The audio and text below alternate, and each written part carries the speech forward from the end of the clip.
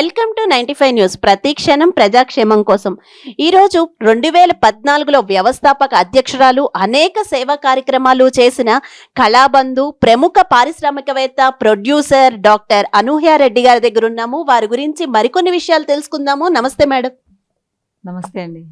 Madam, మీ గురించి చెప్పాలంటే చాలా ఉన్నాయి యాక్చువల్గా. ఒక్కసారి మీ గురించి మీ మాటల్లోనే మాకు వినాలని ఉంది. ఒక్కసారి చెప్పండి మేడం. ముందుగా 95 న్యూస్ ప్రేక్షకులందరికీ నమస్కారం అండి. ప్రతి ఒక్కరూ అంటే చూడని వాళ్ళందరూ కూడా సబ్స్క్రైబ్ చేసుకోండి. ఎందుకంటే ప్రతి క్షణం ప్రజాక్షేమం గురించి అని చెప్పేసి మాధురి అంటున్నారు. సో నేను కూడా ప్రజాక్షేమం గురించి, ప్రజల గురించి ఒక సంస్థను స్థాపించున్నాను 2014లో. అదే కోవిద సహృదయ ఫౌండేషన్. ఆ ఫౌండేషన్ గురించి నేను మాటల్లో చెప్పక్కర్లేదు. ఎందుకంటే ఇప్పటి వరకు మనం చేస్తున్నటువంటి సర్వీస్ అది నేను సర్వీస్ అని అనుకోవట్లేదు. అది సర్వీసే మేడం, మీరంతా సేవ చేస్తున్నారు. ఇట్స్ మేబీ సర్వీస్, కానీ ఏంటంటే అది రెస్పాన్సిబిలిటీ టువర్డ్స్ సొసైటీ అనేసి నేను అనుకుంటున్నాను. అది నా బాధ్యతగా తీసుకున్నాను నేను. మేబీ అప్పుడు యాక్చువల్గా అందరు అలా తీసుకుంటే సొసైటీ చాలా చేంజ్ అవుతుంది. తీసుకుంటారండి, ఖచ్చితంగా తీసుకుంటారు. ఎందుకంటే ఒక్కొక్కరిని చూసి ఒక్కొక్కరు ఖచ్చితంగా ఇప్పుడు మారుతున్నారు కాబట్టి. సో అందరు కూడా తీసుకుంటారు. ఇక్కడ నా గురించి చెప్పాలంటే నేను మీ అందరికీ తెలిసిందే, రాధమ్మ కూతురు. ఇప్పుడు 1200 ఎపిసోడ్స్ అయిపోయింది. సో ఆ సీరియల్ ప్రొడ్యూసర్ని. ఇంతకుముందు గంగామంగ సీరియల్ చేశాను, అది జీటీవీలో కూడా వస్తుంది. సో తర్వాత బిఫోర్ అంతకుముందు నేను మూవీ ప్రొడ్యూసర్ చేస్తున్నాను. దెన్ అలాగే స్టైలిస్ట్ని మూవీస్కి. ఇంకా సర్వీస్ పరంగా మీ అందరికీ తెలిసిందే. ఇంకొకటి ఏంటిదంటే నేను తెలంగాణ రాష్ట్ర జానపద వృత్తి కళాకారుల సంఘం గౌరవ అధ్యక్షురాలని, సూపర్ మేడం, నేషనల్ అవార్డీని, డాక్టరేట్ అవార్డీని, మేబీ లాట్ ఆఫ్ థింగ్స్. ఎలా అంటే కళాబంధు అవార్డీని. సో కళల్ని పోషిస్తుంటాం, కళల్ని కాపాడుకోవాలి. అలాగే మన సనాతన ధర్మంలో ఒక భాగమైనటువంటి ఈ కళల్ని మనము కాపాడుకోవాలనే ఉద్దేశంతో దానికి అలాగే గుర్తించి నాకు కళాబంధు అవార్డు ఇవ్వడం జరిగింది. సో దాన్ని కూడా నేను ఒక రెస్పాన్సిబుల్గా మన జానపద వృత్తి కళాకారులందరికీ నా వంతు నేను ఏం చేయగలుగుతాను అనే దాన్ని తీసుకొని ముందుకు తీసుకెళ్తూ ఉన్నాను. అలాగే మా ఆర్గనైజేషన్ సెక్రటరీ అయినటువంటి మన పిఎన్ మూర్తి గారు, మీ అందరికీ తెలిసిందే, చినుకు మూర్తి గారు అంటారు ఆయన్ని. సో ఆయన మా ఆర్గనైజేషన్ సెక్రటరీగా, నాకు ఒక వెల్విషర్గా, ఒక అడ్వైజర్గా, దెన్ వచ్చేసి ఒక తండ్రి సమానమైనటువంటి ఆయన గైడెన్స్లో ఇంకా కొన్ని కార్యక్రమాలు చేయాల్సి ఉన్నాయి. అది ముందు మీకే తెలుస్తుంది. Super madam. మీ గురించి అయితే చాలా విషయాలు ఉన్నాయి. మీ గురించి మాట్లాడుకునే ముందు ఇంకా మరికొన్ని విషయాలు. ఈవేళ మహిళా బిల్లు, యాక్చువల్గా దానిపై మీ స్పందన ఏంటి? ఫస్ట్ ఆఫ్ ఆల్ అండి, 95 న్యూస్ మహిళా ప్రేక్షకులందరికీ, అలాగే మన రాష్ట్ర దేశ మహిళలందరికీ మనము ఒకసారి అభినందనలు తెలుపుకుంటూ ఒక మాట ఇక్కడ మీ అందరికీ ఒక ఇన్ఫర్మేషన్ ఇవ్వాలనుకుంటున్నానండి నేను. అదేంటిదంటే, మేబీ మహిళా బిల్లుని వచ్చేసి ఇప్పుడు మనకు తెలిసొచ్చింది, కానీ ఇది 1996లోనే మన దేవగౌడ గారు లైక్ అప్పటి రాజ్యసభలో బిల్లు పెట్టారు 1996లో. తరువాత దాన్ని అంటే అప్పుడు ఆమోదం చేయడానికి ఇన్నేళ్ళు ఎందుకు పట్టిందంటారు అట్లా? అది ఎందుకంటేనండి, ఇట్స్ రైట్ క్వశ్చన్. మేబీ ఎలా అంటే 1996లో వచ్చేసి ఆల్రెడీ ఆమోదించి ఏది అక్కడ రాజ్యసభలో చేసినప్పుడు అప్పటికీ కూడా ములాయం సింగ్ యాదవ్, ఉమాభారతి గారు అపోజ్ చేశారండి. అపోజ్ చేసి ఎందుకు అపోజ్ చేశారు అంటే 33%లో ఎస్టీ ఎస్సీల భాగ్యం ఏంటిది, మన పర్సెంటేజ్ ఏంటిది, అప్పుడు మహిళల గురించి అయినా సరే, ఇప్పుడున్నటువంటి క్యాస్ట్ వైజ్ ఈ ఉన్నాయి కదా, ఈ కమ్యూనిటీ వైజ్. సో వాళ్ళ సంగతి ఏంటిది అనేదాన్ని అపోజ్ చేస్తున్నారు. అంటే మేడం, ఒక చిన్న క్వశ్చన్ మధ్యలో, ఇప్పుడు ఎస్సీ ఎస్టీలు ఇవన్నీ కూడా మళ్ళీ ఇప్పుడు ఏదైనా డిఫరెన్స్లు వస్తాయంటారా? బిల్లు ఆమోదం తర్వాత ఇలాంటి క్లాషెస్ ఏమైనా వస్తాయి ఇప్పుడు? అది ఖచ్చితంగా జరుగుతాయని అనుకుంటున్నాను మాధురి నేను. ఎందుకంటే దానికి కూడా కొన్ని చెప్పాల్సి ఉంది మీకు, దానికి కూడా నేను చెప్తాను. ఇలా ఆ తర్వాత ఏం జరిగిందంటే 2014లో మన పిఎం మోదీ గారు ప్రమాణ స్వీకారం చేసిన తర్వాత ఆఫ్టర్ 99.5 years, అంటే ఇప్పుడు 2023లో ఉన్నాం మనం. 2014 ఎక్కడ, 2096 ఎక్కడ, తర్వాత వచ్చేసి ఇప్పుడు ఆమోదించిన అంటే ఇప్పుడు రాజ్యసభలో ఆమోదం చెందిన తర్వాత రాజ్యసభలో ఆమోదం చెందిన తర్వాత లోక్సభకి రావాలి. లోక్సభలో ఆమోదించబడడం అనేది ఇట్స్ మేబీ గ్రేట్నెస్ ఒప్పుకుంటాను. కానీ 9.5 years దానికి టైం ఎందుకు పట్టింది అనేది నాకు కూడా అర్థం కాని ఇది క్వశ్చన్ అనమాట.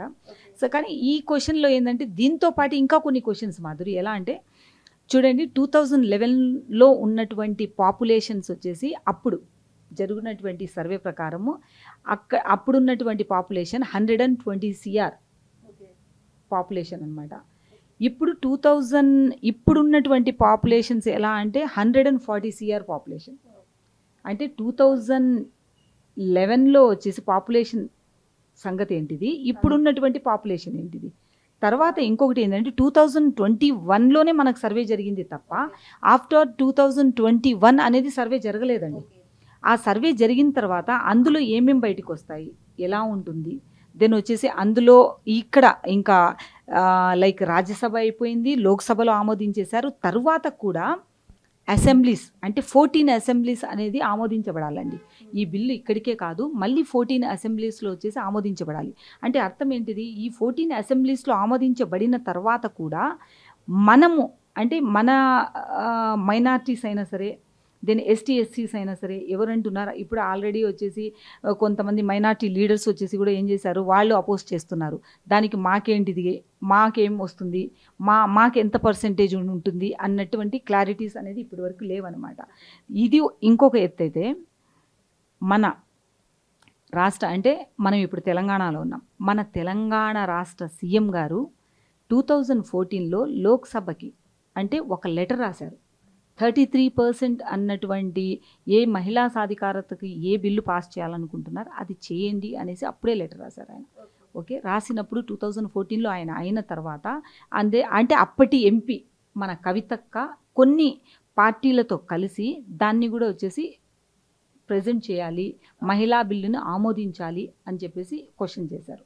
It's really appreciate. ఎందుకంటే మనము ఇప్పటి ఎమ్మెల్సీ మన కవితక్క గారు, ఆవిడకి కూడా మనం స్పెషల్గా వచ్చేసి థ్యాంక్స్ చెప్పుకోవాలి అలాంటి బిల్లు పెట్టినందుకు. అంటే ఇప్పుడు కవితకేమో మా వల్ల వచ్చింది అన్నట్టు మాట్లాడుతున్నారు, కానీ బీజేపీ దాన్ని అపోజ్ చేస్తున్నారు, ఇది వాళ్ళ వల్ల ఏంటి అన్నట్టు. అసలు ఏది నిజం అంటారు? ఏమంటే ఇందులో బీజేపీ అప్పుడే ఇవ్వాలి అనుకున్నప్పుడు 2014లో సీఎం గారు అంటే 96లో జరిగిన తర్వాత ఆఫ్టర్ 2014లో మోదీ గారు వచ్చిన తర్వాత దాన్ని ఆమోదించాలి. కానీ మళ్ళీ 9.5 years ఇప్పుడు అంటే ఎలక్షన్స్ వచ్చే ముందు దానికోసం ఎందుకు వెయిట్ చేస్తున్నారు? అంటే ఇది ఎలక్షన్ స్కామ్ అంటారా?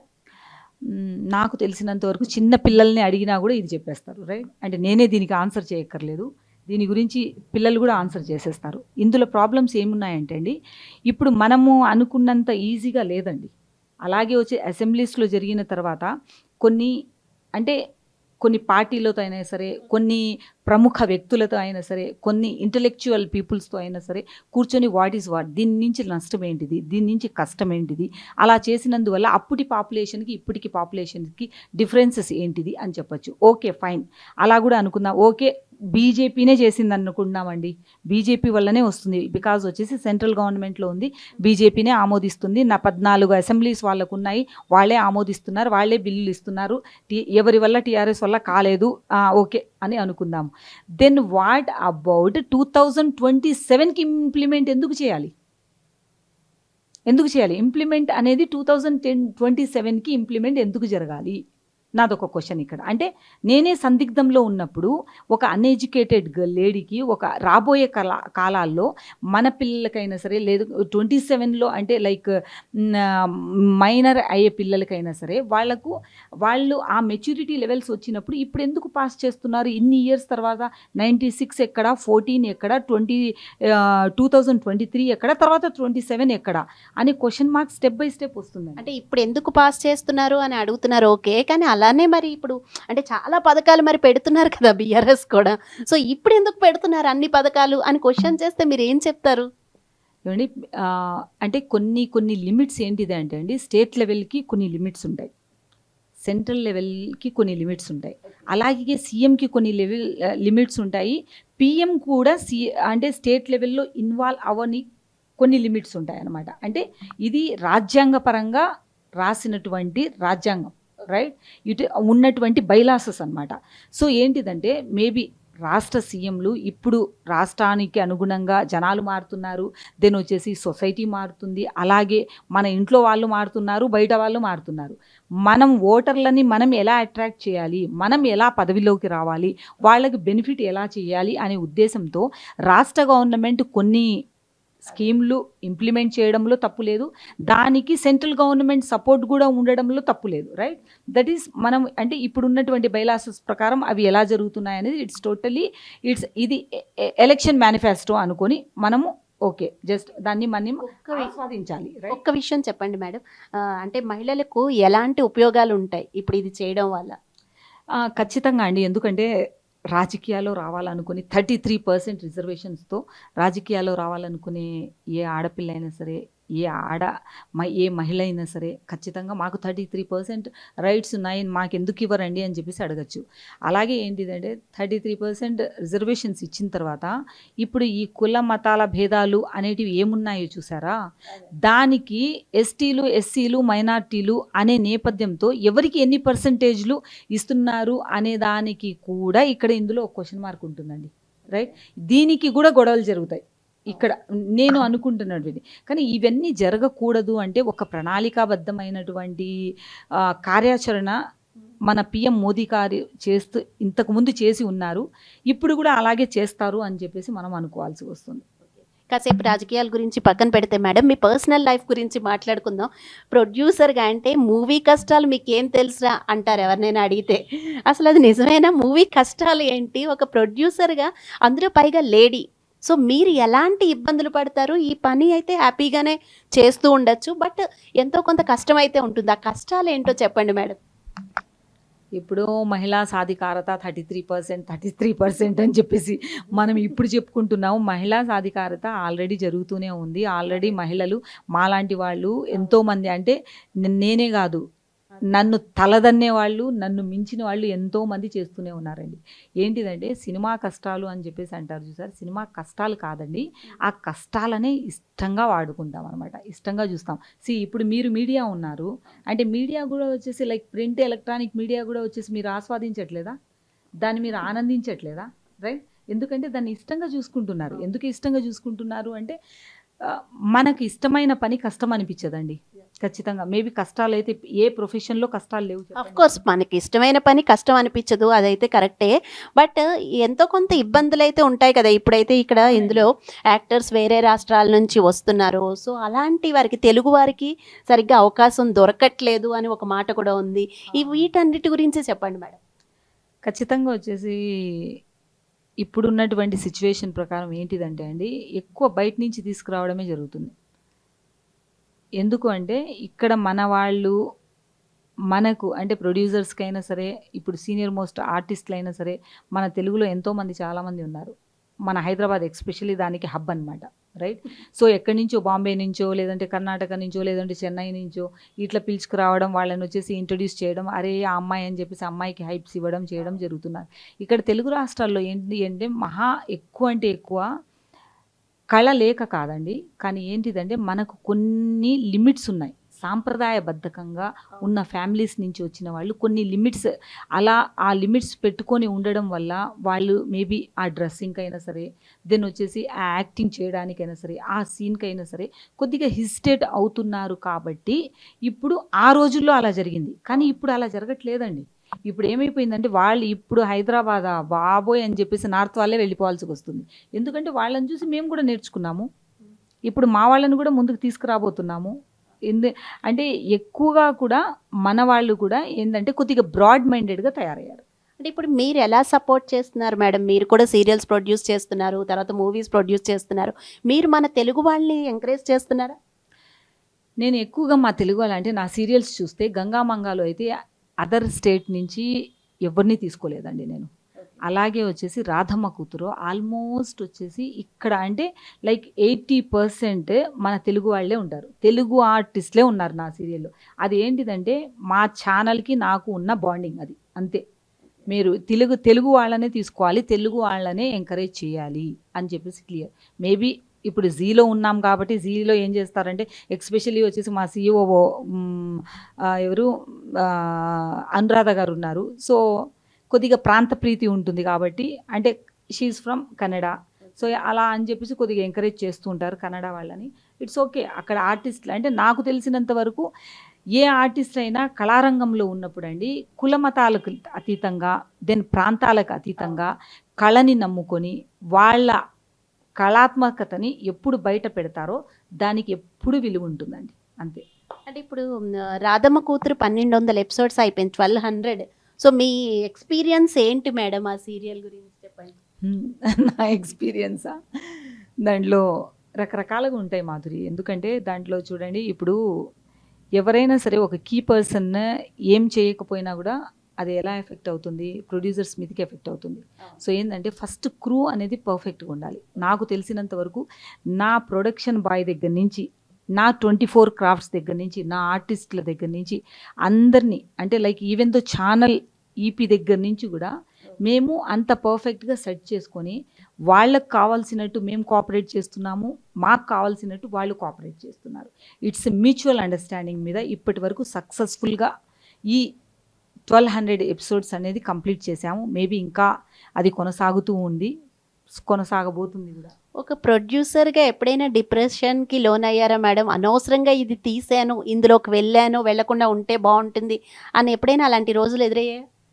మాధురి, నాకు ఫస్ట్ ఏంటిదంటే నాకు ఛాలెంజింగ్ అంటే నేను చాలా ఇష్టంగా యాక్సెప్ట్ చేసేస్తాను అనమాట.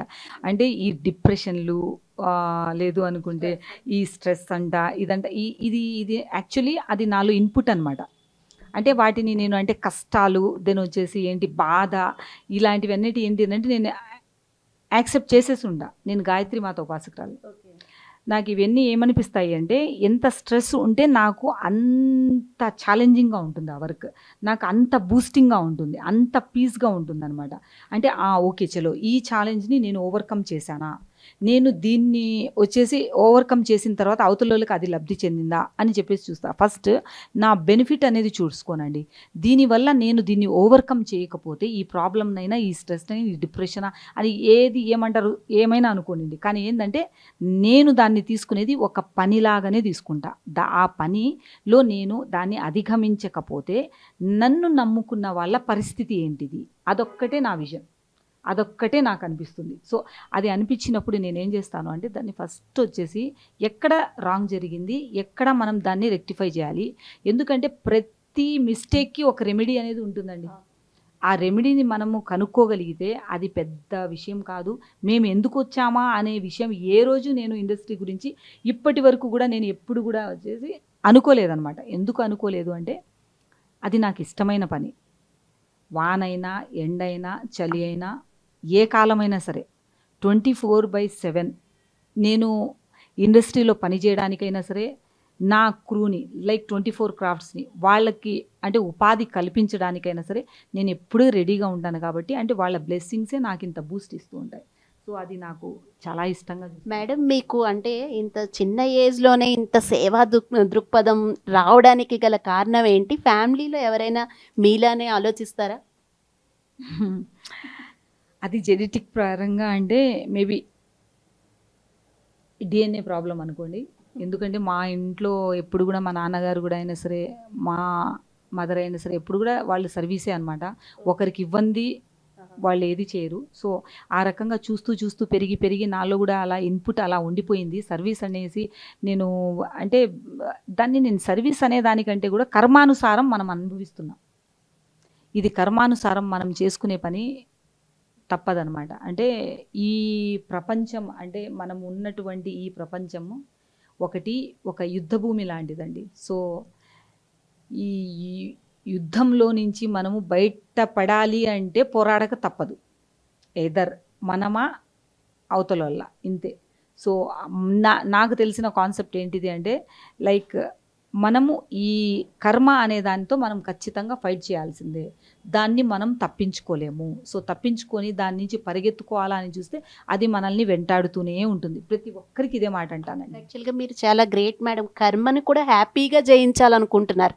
కొంతమంది ఇది నా కర్మ అనుకుని అక్కడే డీలా పడిపోతారు. బట్ మీరు ఆ కర్మని కూడా ఆస్వాదిస్తూ ఇది నేను అనుభవించాలి అని వెళ్తున్నారు, ముందుకెళ్తున్నారు, ఇంకా మరింత పైకి వెళ్తున్నారు యాక్చువల్గా.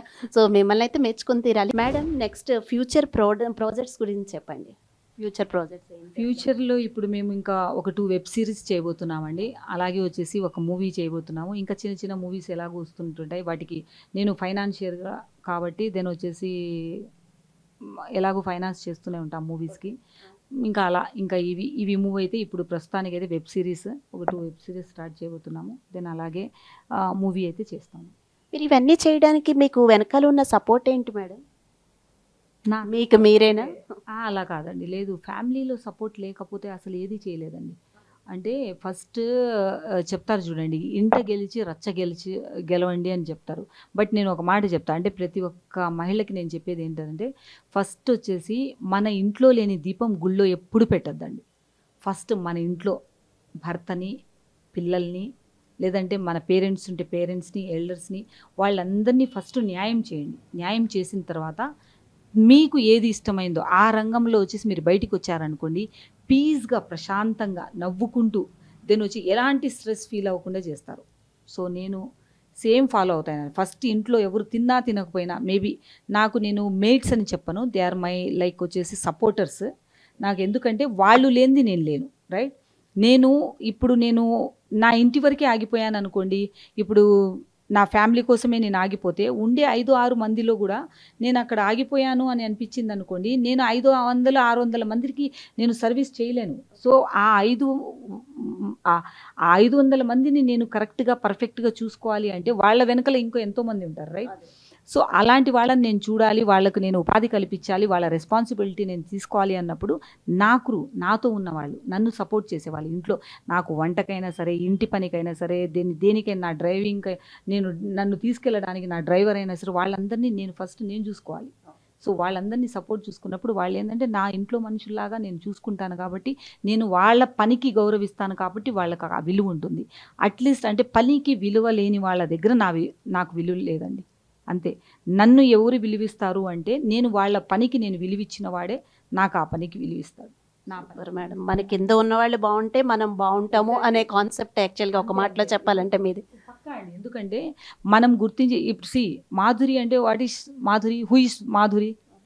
95 న్యూస్లో she is a best presenter, right?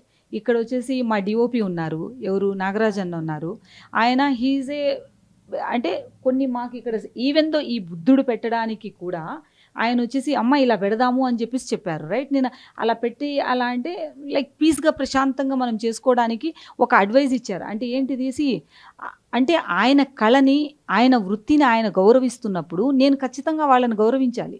లేకపోతే నాగరాజన్న రోడ్డు మీద పోతూ ఉంటే, మాధురి రోడ్డు మీద ఉంటే, మాధురి మీరు రండి ఇలా అని ఎందుకు పిలుస్తాను? నేను మీతో ఎలా ఎందుకు కూర్చుంటాను?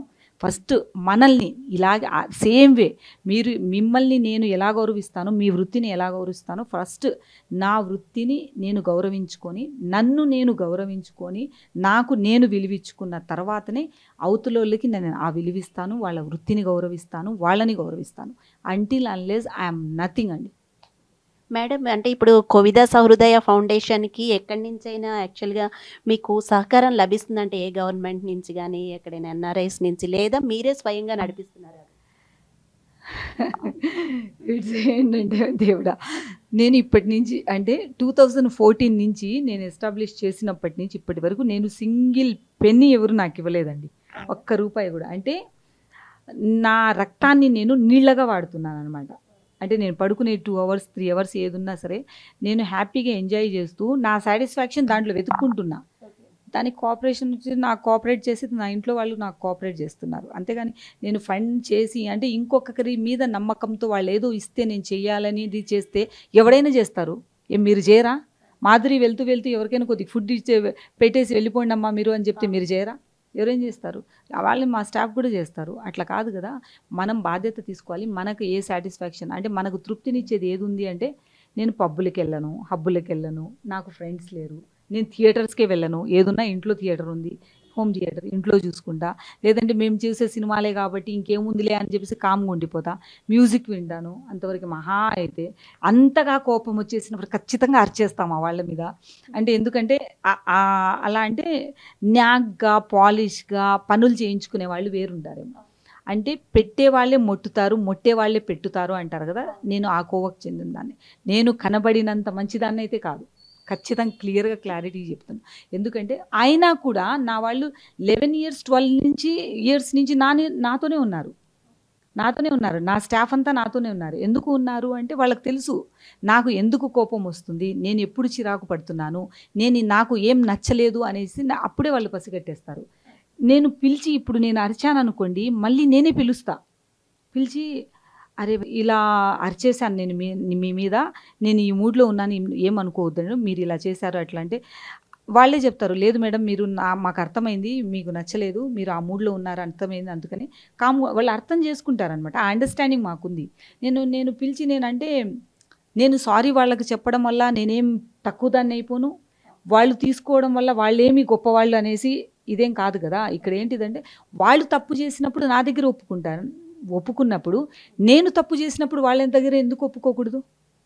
ఇదొక్కటే రీజన్ ఇక్కడ ఏంటిదంటే ఇది ఈ మ్యూచువల్ అండర్‌స్టాండింగ్. దీనివల్లనే ఏమైతుందంటే అండి, ఒక అండర్‌స్టాండింగ్‌తో ఒక ఫ్యామిలీగా ఇప్పటి వరకు అంటే ప్రొడక్షన్‌లో వాళ్ళు కూడా ఈవెన్ దో ప్రొడక్షన్ బాయ్ దగ్గర నుంచి, మా ఎడిటర్స్ దగ్గర నుంచి, మా డైరెక్టర్స్ దగ్గర నుంచి, ఈవెన్ మా క్యాషియర్ దగ్గర నుంచి వాళ్ళందరూ ప్రతి ఒక్కరు కూడా ఎలా ఉంటారు అంటే ఈ అండర్‌స్టాండింగ్‌తో తప్పు చేశామా ఎప్పుడైనా సరే ఒప్పుకునే ధైర్యం పెట్టుకోండి అంటా నేను. తప్పు చేశాను అన్నప్పుడు ఒప్పుకున్నారే అనుకోండి, అక్కడ ఒక్క మాటతోనే అయిపోతుంది. ఆ తప్పుని కప్పిపుచ్చడానికి 99 తప్పులు చేయక్కర్లేదండి. ప్లీజ్ దయచేసి ఎవరైనా సరే మనం ఇలాంటివన్నీ చేయకూడదు. ఏదైనా తప్పు చేసినా నేను గూడా అవతలోళ్ళు ఏదైనా చేశారే అనుకోండి, ఖచ్చితంగా ఇలా చేశారు గదా అని చెప్పేసి అడుగుతా నేను. అవునన్నారా వెళ్ళను గుడ్. కాదన్నారా గూడా ఇంకా మంచిదే. ఎందుకంటే వాళ్ళకే తెలిసొస్తుంది. సో, నేను తప్పు చేశాననుకోండి, ఖచ్చితంగా నేను ఒప్పుకుంటా. మేడం, ఒక్క మాటలో చెప్పాలంటే మీ ఆలోచనలన్నీ చాలా మెచ్యూర్డ్‌గా, చాలా ఉన్నతంగా ఉన్నాయి. ఇక చివరగా చెప్పండి, అంటే జానపద గీతాల గురించి ఒకసారి మాట్లాడుకుంటే, ఆ సింగర్స్‌కి న్యాయం జరుగుతోందంటారా? ఫోక్ సింగర్స్‌కి ఇప్పుడున్న ఇదిలో? ఇప్పుడు మేము అందుకనేనండి ఏంటిదంటే, ఈ జానపద కళాకారులందరూ వచ్చేసి ఏందంటే, మీకు తెలుసు మన రాష్ట్రం తెలుగు రాష్ట్రంలో, తెలంగాణ రాష్ట్రంలో ఎస్పెషల్‌గా ఫోక్ సింగర్స్ చాలామంది ఉన్నారు. వాళ్ళందరికీ ఉపాధి కల్పించాలి. వాళ్ళందరికీ ఒక ప్లాట్‌ఫార్మ్ అనేది క్రియేట్ చేయాలి అనే ఉద్దేశ్యంతో మన రాష్ట్ర సీఎం కేసీఆర్ గారు యాదాద్రిని కొన్ని కోట్ల రూపాయలతో ఆహ్, నిర్మించారు. సో, అక్కడ కూడా మేమేంటిదంటే ఒక 2000 మందితో ప్రొటెస్ట్ చేశాము. చేసిన తర్వాత కూడా మళ్ళీ కొన్నిసార్లు మన Praveen Reddy endowments department director అయినటువంటి ప్రవీణ్ రెడ్డి గారితో ఆయనతో కూడా కలవడం జరిగింది. ఆయనతో కూడా రిక్వెస్ట్ చేయడం జరిగింది. అలాగే మన మినిస్టర్స్‌తో కూడా కలవడం జరిగింది, చేశాము. అలాగే అంటే వీళ్ళందరికీ న్యాయం చేయాలనే ఉద్దేశంతో మన ఆహ్, ఏమండి ట్రాన్స్‌పోర్ట్ మినిస్టర్ పువ్వాడ అజయ్ గారు ఉన్నారు. దెన్ వచ్చేసి శ్రీనివాస్ యాదవ్ గారు ఉన్నారు. సో, ఇలాంటి వాళ్ళందరూ ఈ మినిస్టర్స్‌తో వీళ్ళందరితో కలిసి కొంతమందికి అంటే సీనియర్ మోస్ట్ దాని మీదనే బతుకుతున్న వాళ్ళకి ఏం చేశాము అంటే హ్మ్. మా పిఎన్ మూర్తి గారు ఉన్నారు గదా, మా గురూజీ గారు. అంటే గురూజీ అంటాను నేను ఆయన్ని. ఆయన కొన్ని బైలాస్ రాసి వాటిని ఇంప్లిమెంట్ చేయాలి అనే ఉద్దేశంతో గూడా వాళ్ళకి పాసెస్ ఇప్పించడం జరిగింది. దెన్ దానికి పువ్వాడ అజయ్ గారు గూడా ఒప్పుకున్నారండి. సో, అలాగే యాదాద్రిలో టెంపుల్ వచ్చేసి ఈవో గీతారెడ్డి గారు ఉన్నారు.